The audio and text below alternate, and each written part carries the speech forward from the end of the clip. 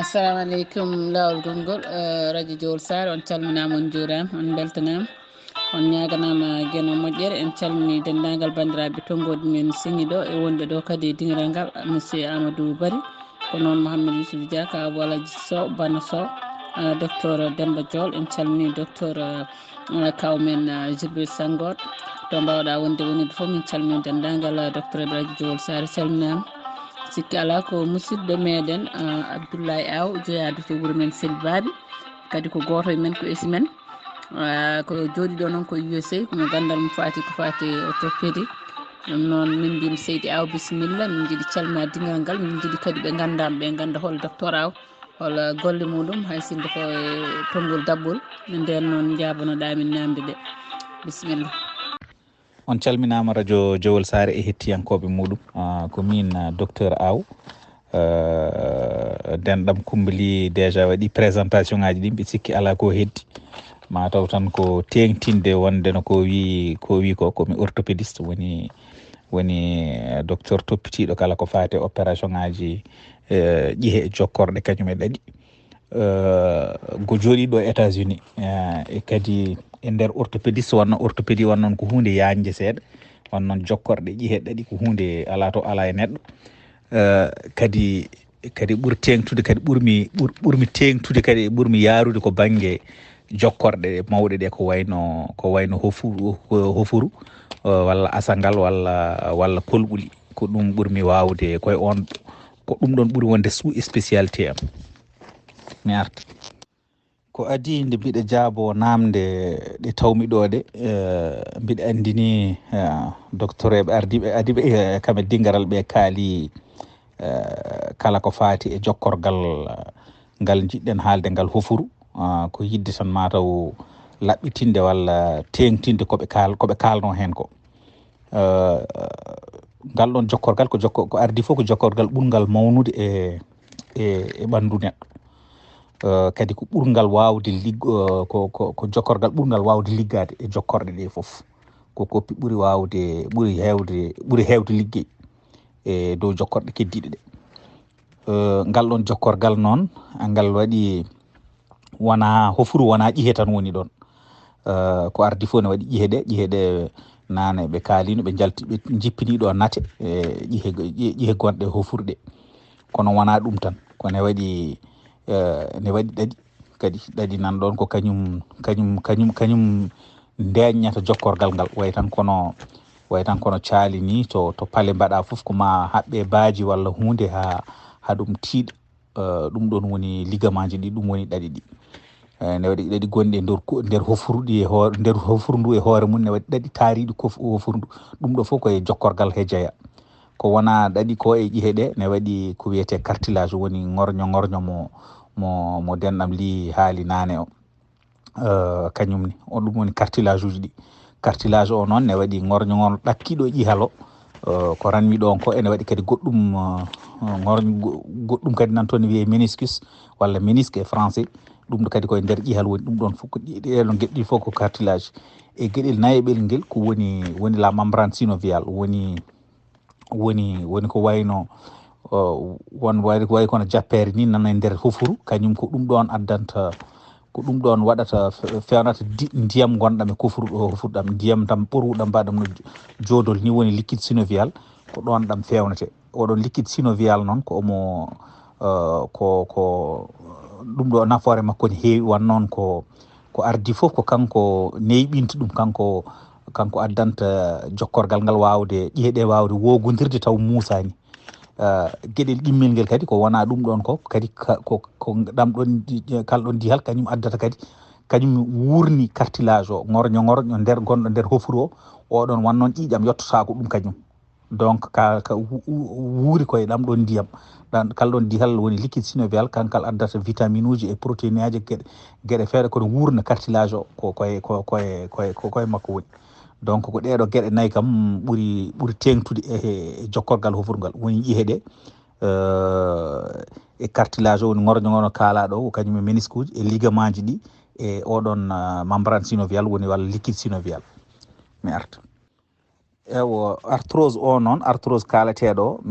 kamɓe kaalino déjà arthrose o ko woni ko yimɓe ɓooyi sikkude wonde no arthrose o ko manggu tan ko nayewu tan walla hunde so ɓooyi hutorede tan no neɗɗo jogorto faɗa mum walla comcol mum so ɓooyi tan hiɗɗat yimɓe ɓooyi sikkude ko c'est une maladie, c'est juste une cause dégénérative. Kono noon ko wittoji cakkitiɗi ɗi kam tengtini hay so cause dégénérative oɗon nana hen ni, kono kadi arthrose o ko gueɗe kewɗe ndendi kadi kañum kewi sabade arthrose o wona tan kiɗɗugol ngol walla ɓoygol muɗum wona ɗum, walla ñamtogol ngol wona ɗum ɗon tan woni sababu o. ene waɗi gueɗe ko wayno traumatisme woni kala ko wayno kelal walla porñal walla porñe walla ɗum ɗo ci ɓooyi nana hen, walla kadi les forces mécaniques wonande wone yimɓe koye tagode mumen nan woni ƴiheɗe no tagori ni, taw ko yimɓe ferliɗɓe walla taw ko yimɓe kadi molfiɗɓe wonde koyeɗe donc so jaɓɓirta ɓurata wawde yaɓɓirde ko banggue goto e dow banggue keddiɗo o. ɗum ɗon noon addana on banggue wawde ñamtade e banggue ɗum ɗon ce sont des forces mécaniques. ene waɗi kadi goɗɗum taw ko inflammation woni tan rafiji inflammatoire gaddoji kadi ko wayno rhumatisme uji gueɗe baɗe noon, ɗum ɗon foof kadi ne wawi addude arthrose. ko wona ɗum ko ne waɗi kadi joni kam ko ɓuuri wittude ko ɓuuri yitude kadi ko wayno biochemical ɗum ɗo des réactions biochimiques woni ɗum ɗon mataw noddi hanko guila e ñamele meɗen joni ɗe eko ñamete ko e gonka ka e ko taari en ko ɗum ɗon aussi joni yantama hen ene anda ɗum ɗon kadi ne wawi ɗum ɗon kadi ne yante ko ɓeydata arthrose aji ko. e gueɗel tataɓel ngel woni les réactions les ɗum ɗon wiyeteni les dérangements métaboliques woni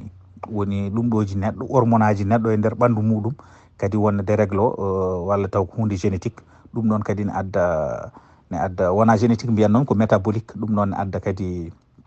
ɗum ɗon kadi ene ɗeɗon gueɗe fof ndenti gadda woni cause kam tan arthrose taw wona tan kiɗɗugol ngol walla naywugol muɗum ƴihalngol walla ñamtogol ngol to ɓolol mi arta. ko ɗum tagui arthrose o kam wonande minen safroɓe ɗum ɓe e min kewi feccude ɗum koye gueɗe ɗiɗi. feccere dogal gadanal ngal woni min mbiyata ɗum ko arthrose primaire woni tan arthrose tan garɗo niyennam taw ene anda wona jomum helano adan meeɗa helde hen meeɗa jogade probléme e koyɗe muɗum tan arthrose ara e muɗum. ɗum min mbiyata ɗum arthrose primaire. arthrose walla arthrose secondaire noon noddi firti ko jomum tat soit ne meeɗi helde hen walla ne meeɗi jogade walla ɗaɗi ɗum koko tañno ko woni les ligaments croisés gonoji nder hofuru ɗi. donc firti ko hofuru ndu deeƴa no wonani instable way ko yata ko ne dilla no fewi. ɗum ɗon ne wawi addode arthrose so ɓooyi walla kadi taw ko neɗɗo gondunoɗo maladie rhumatismale walla ɗin maladie inflammatoire gandaɗo kadi jomum ɗum addo e muɗum arthrose. ɗum min ɗiɗon nden rogere ɗimmere ko ɗum woni les arthrose secondaire firti ko wonko adi arthrose o ene anda ko ɗum ɗon saabi arthrose o. arthrose primaire noon ko arthrose tan garɗo mo yimɓe ganda holko saabi ɗumen nam taw ko kañum tan ari wona jomum meeɗa helde hen meeɗa yande hen walla meeɗa kadi jogade maladie rhumatismale. mi arta joni noon ɓaydi kam mi arti hankkadi min ka mbiɗa sikki mataw mi haali kam surtout ko ɓurnomi yidde tengtin tan holko sabato arthrose o. en paami mbiɗa wawi arde e namde ɗe. min jaaboɗo namdal Mamadja namdima ɗo wonde est ce que arthrose est ce que ko ne waɗi force walla ne waɗi limite, est ce que hofuru ne waɗi tan poids mo wawi ƴettude walla ko ɓuuri yaajde ko tan est ce que doole ɗe walla poids ji kewɗi ene adda ene adda e neɗɗo arthrose. mi arta ko ardi fof hofuru ko no mbimi adantoni hofuru ko jokkorgal ɓurgal wawde liggade. firti ko neɗɗo joni so ene yaha yeru muɗum sa darima aɗa yaha hofuru maɗa teddendu wonde hofuru maɗa ndi ko 5 fois poids maɗa ano. firti joni ano saɗa jogui 60 kilo sa darima aɗa yaha walla aɗa doga wona 60 kilo woni e arata e koppi ɗi ko 60 kilo presque fois 5 donc ko 300 kilogramme koppi ɗi tinata teddendi muɗum donc presque 5 fois poids maɗa an e hoore maɗa. ko ɗeɗon doole gone hofru no pamirta. Donc firti ko en andama kam ndeke so plus aɗa ɓeydo teddude plus koppi ɗi ne ɓeydo tampude. Donc sa kala poids ma mo koppi o ko koppi ɗi gowi o sa ɓeydi hen firti sa ɓeydi hen 1 kilogramme a ɓeydi hen 1 kilo wala ɓuuri a ɓeydi an poids maɗa a mesuré hoorema tawi a gagnima walla a ɓeydima 2 kilos andu koppi ɗi ɓeyde muɗum ko 10 kilos parce qu'il faut multiplier ça par 5. Donc ko 5 fois poids mo ɓeydiɗo e maɗa oɗon poids koppi ɗi tinata. Mi arti donc firti kam ko ala limite kam mo koppi mbawa neɗɗo kam mi sikkani sono wawi ɓuttidde ha ko koppi muɗum kone mbasa wawde rimne supportude ɗum. Kono noon ene anda kam hankadin andama poids o ene ɓeyde ene jeeya e ko ɓeydata addude arthrose. Par ce que so poids ma ɓeydima non seulement poids ma ɓeydima e peesirgal kono kadi au niveau de koppi ɗi koɗi tinata ko laabi 5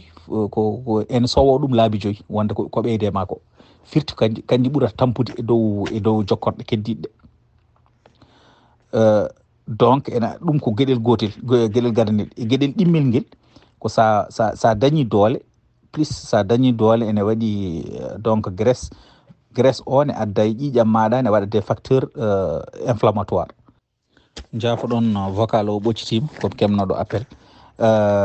No wiyete ni ko wona ɗum ko so neɗɗo sa ɓeydima doole graisse o ene adda ene ɓeyda les facteurs inflammatoires e ƴiƴam maɗa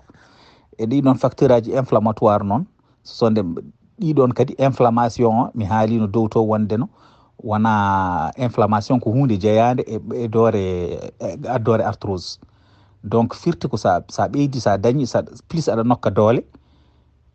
gueɗel gadanel ngel ko teddedi ndi ma koppi ɗi tampu par ce que ɗum ɓuura ko sowto ko laabi 5 ko arta e muɗum ko e gueɗel ɗimmel ngel kadi wonnoon sa nokki doole facteur uji inflammatoire e ƴiƴam maɗa ɓeydoto ɗiɗon kadi ne ɓeyda addude arthrose. Donc banggueji ɗiɗi foof sa doole ene ɓeyda addude ɓuura addude neɗɗo arthrose e dow mo ala doole no fewi. mi anda so tawi Mamma Dia faami walla jaabowol ngol mi jaabima question o foof so tawi wonko jiɗɗa wonko ɓuuri yidde laɓɓiɗinade hen kadi on wawi haalandemi mi ƴeewa ɓeydade luggiɗinade hen. mi jaabowol biyeteɗo denɗam Bano Sow wonde no ko jiida e yewtere men nde kono ha joni ɓayde jippini namdal mami eto jaabade ɗumen nam ko sifi ɗo ko jokkodirani e kelal ngal kelnoɗa e korlal ngal kelal ngal kelnoɗa ngal ɓayde ngal jokki ɗum ɗon haala mum ɗum ɗon bilama gasi. Kelal so jokki a waɗi radio ha wiyama jokki hankadin ngal ɗon kelal hankadin haala mum natti haalede so ɗon muusi walla a dañi ɗon caɗele andu ko hunde wonde kono wona kelal ngal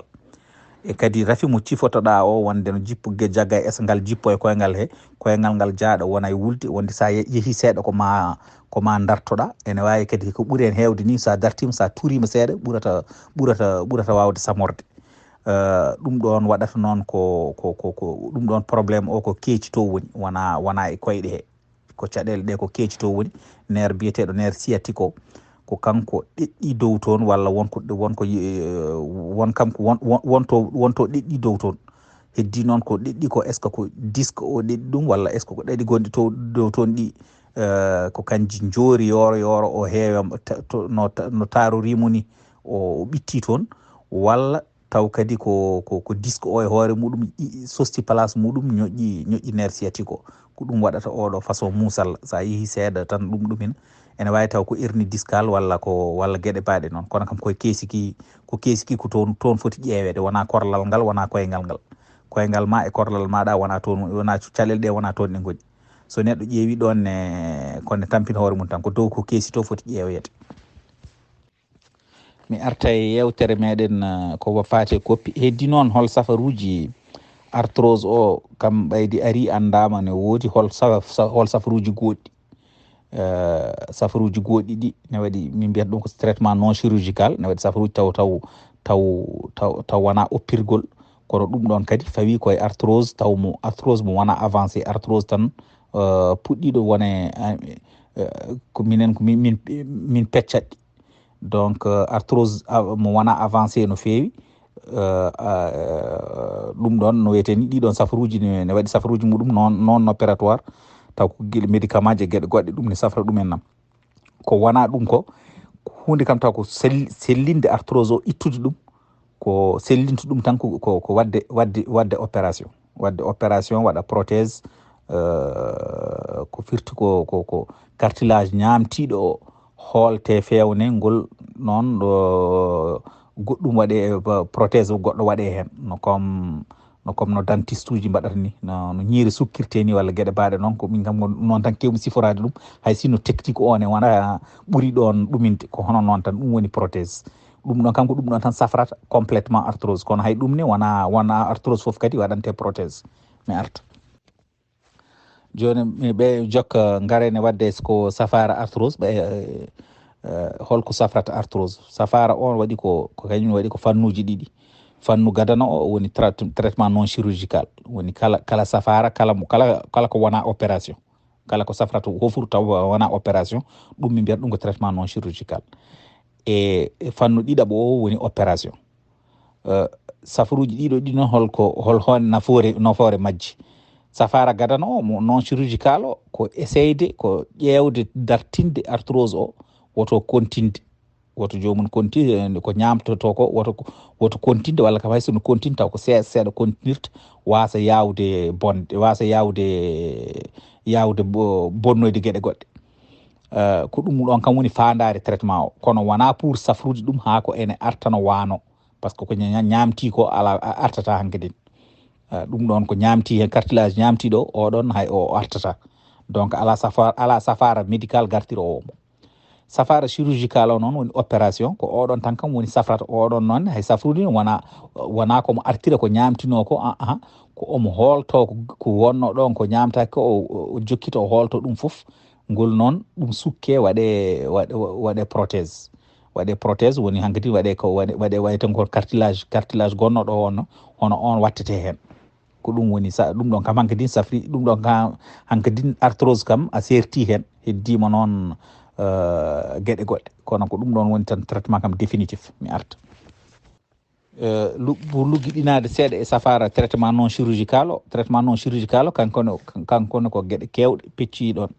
joni sirtengtini joni e wittoji kesi ɗi joni kam ko gueɗe kewɗe jaltinama hen ko wona poɗɗe ko jiida e poɗɗe ɗe tan poɗɗe ɗe kam ko hay poɗɗe ɓuuri wade safrude ɗum tan ko poɗɗe anti inflammatoire non stéroïde en woni les anti inflammatoires bien vrai que ni ɗeɗon poɗɗe kadi eɗe gadda kadi caɗele goɗɗe kanjene kala ko surtout wonde yimɓe wonduɓe estomac walla wonde yimɓe wonduɓe probléme uji ɓooƴe ɗum ɗon ɓen mbawa ƴettude en poɗɗe walla kam mbawa duumade hen gueɗel ɗimmel ngel ne waɗi kadi ɓuuri tengtude kam gueɗel ɗimmel ngel joni o kam ko ɓuuri yiɗede hen surtout ko dille activité physique wona tan par ce que aɗa wonde arthrose ka dillata par ce que sa dillata ko caɗele ɓeydata bonnude arthrose o ɓeydat hebbinde arthrose o e hofuru donc ɓuuri moƴƴude ko jogoɗa une activité physique sa dillatano sa yeehi a wiyama a fuɗɗima jogade arthrose ɓuuri moƴƴude ko mbatta yaade hen no moƴƴi walla mbatta ko bawɗo dogde yo dog bawɗo yaade yo yaah kono kam yo waɗ hen une activité physique kono taw ko régulière wona tan wiyede yo dogɗo tan finɗo subaka tan dogoyɗo 5 kilométre walla 10 kilométre arta hay sinno aɗa wawi dogde hay sinno ko 500 métres par jour kono yo won régulier ɓuuri haalede ni ɓuuri kam e wittoji ɓuuri kalata ko 12 minutes par jour kono kam yimɓe kam doctoragal tan min mbiyata toujours yo jomum wat 30 minutes kono ko 12 minutes kam ɗum wittoji ɗi kalata so famɗi kam yo won ɗon hedde 15 minutes par jour taw une marche régulière kono taw aɗa waɗa ɗum ñande foof taw aɗa duumi hen mi arta ɗum ko wonande neɗɗo mo ala doole no feewi neɗɗo noon nokkuɗo doole no feewi yaadu kadi wan noon nden ɓeydo tampinde koppi ɗi ɗum noon ɓuuri moƴƴude ko jomum waɗa sport kono taw koye piscine walla taw koye ndiyam wan noon saɗa waɗa sport e ndiyam kam doole ɗe ma ustoye teddendi ma ustoye koppiɗi hol oɗon activité physique noon holko yiɗira o yiɗira ko ardi foof ko omo tittina omo sellitina orto cartilage mum suwa ñamtade o beele ɓeydo tidde activité physique ne adda ne ɓeyda ɗum gueɗel ɗimmel ngel activité physique o kadi surtout yiilete ko hofuru ndu wonnon hofuru wona ƴihe tan woni toon kono no mbinomi addan ni ne waɗi ƴihe ne waɗi ligament ji ne waɗi membrane synovial ne waɗi les cartilages donc ɗiɗon fof kanji fof ndendata beele hofuru ndu wanno ko jokkorgal yiiɗa jokkorgal noon yiiɗa ko yo hofone hofto taw ne yaaha ɗum ɗo mbiyat ɗum ko les mouvements walla range of motion wonande yimɓe kam nanoɓe anglais ɓe walla mouvement tan les amplitudes articulaires woni wawde hofde ɗum ha hofo ha to foti hofade ɗo forto kadi ha fortolloy ko ɗum ɗon ko noon arthrose addoto foof ko ustude oɗon mouvement e ɗum noon ko ɗum ɗon aña hen ɗum waɗi activité physique o yiiɗa ko yo waɗe beele jomum wawa hofde ne hofta no hannirta ni liggey jokkorgal ngal taw ne wawa wadde no hannirta ni mi arta ko wona ɗum ko ne waɗi ha joni koye safara taw ko wona opération en kaali no poɗɗe ɗe en kaali nafoore activité physique woni dillude woni coftal ɓandu e kadi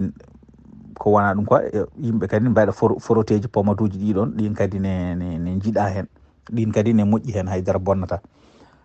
ko wona ɗum ko ne waɗi pinguji woni pinguji ne goodi taw ko mbatte pinguete koye nder hofuru he hoore muɗum woni ɗiɗon pinguji noon ko surtout ko des corticoïdes wona ene yaaji kono wona docteur fof ɓuuri jiiɗi ɗumen nam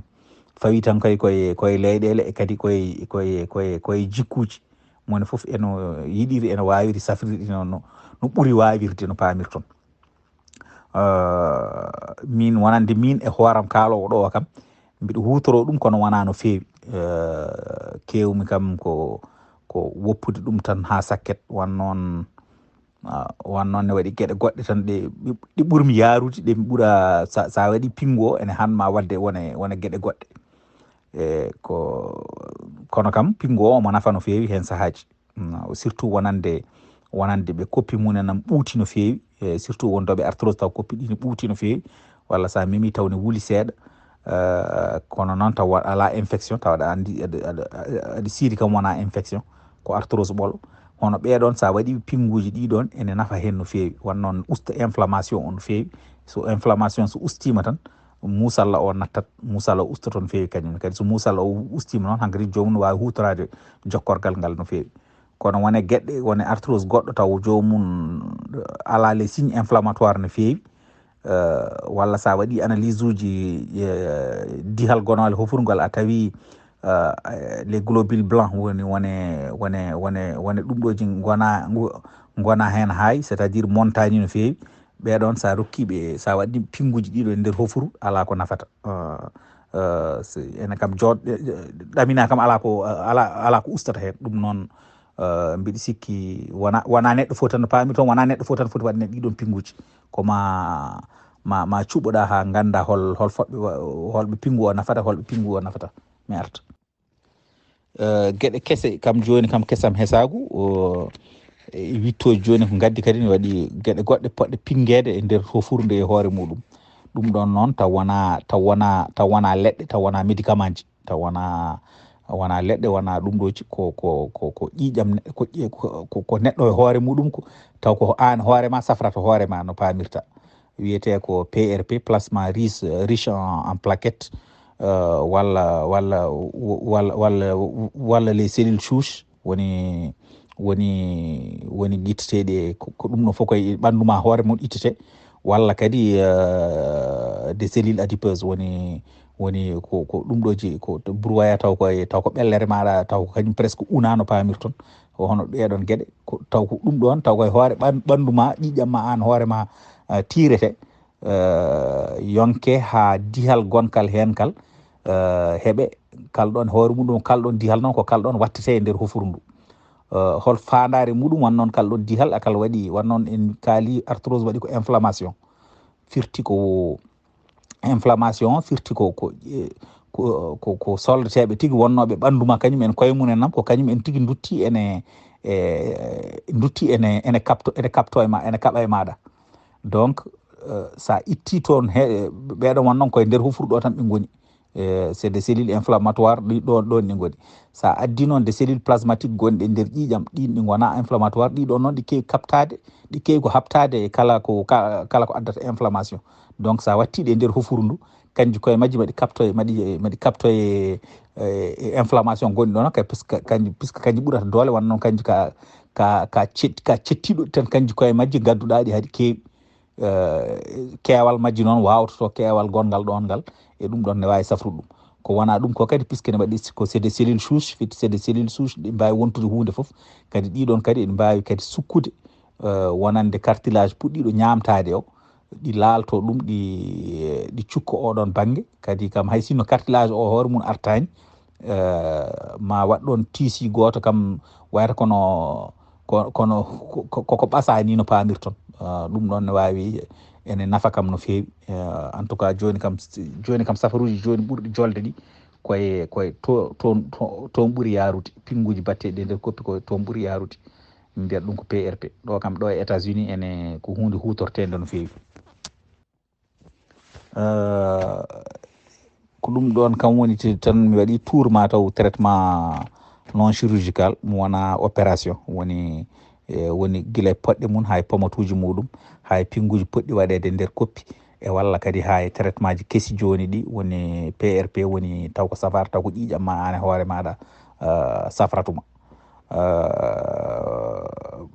voilà ɗum woni kam presque tour kam tan traitement non chirurgical kewɗo waɗede arthrose taw ko koppi ko wona ɗum ko safara tan kam cafrowo ɗum définitivement ko wadde prothèse one ne waɗi prothèse o fecci kañum ko banggue ɗiɗi fannuji ɗiɗi mi arta ene waɗi prothèse totale firti ko hofuru ndu foof wonnon hofuru ko ɗum jokkorgal gotal kono wonande minen safrawɓe ɓe min peccitto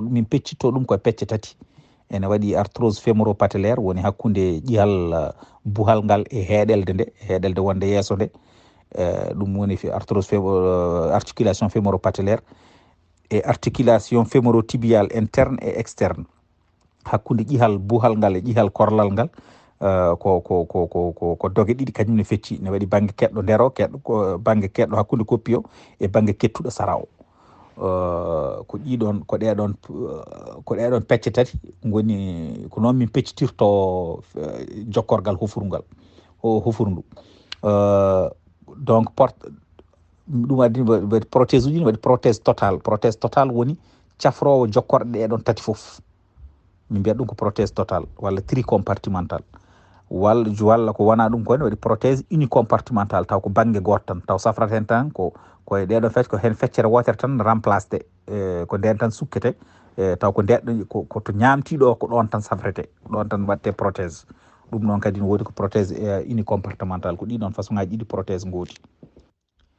hol noon poɗɗo waɗanede hen hol yon prothèse totale o min ɓuuri yiɗi wadde ɗum ko neɗɗo à partir de 60 ans 60 ans fayi dow walla kam 55 ans wonande so fawi fawi tan koye kadi koye dillugol neɗɗo e neɗɗo to woni voilà min kalata médecine kam ɓuuri wawde utilisé hen ko âge physiologique neɗɗo aɗa yiya taw jogui 60 ans kono taw neɗɗo joguiɗo 40 ans ɓuuri ɗum naywude hetti ɗum e nayewu taw joguiɗo 60 ans kadi hetti ɗum e cukako ɗum ko âge physiologique médecine ko noon heewi yarude kono kam ko no pamirton tan kon ko pour raɓɓiɗinde ɗum kam ko à partir de 60 ans ko nde min ɓuuri yidde wadde prothèse totale du genou ko wona ɗum ko so tawi ko arthrose garowo e neɗɗo guila law e tengti noon kadi arthrose garowo fémoro-tibial interne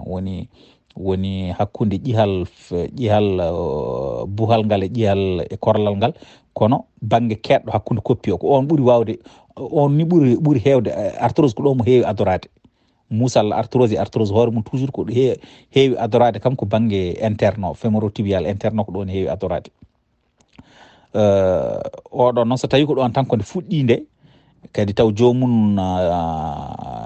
ko heɓani 60 ans walla hayso heeɓi 60 ans kam taw ko arthrose fémoro-tibial interne o tan jogui ko keddiɗi ɗi foof banggueji keddiɗi ɗi ngala probléme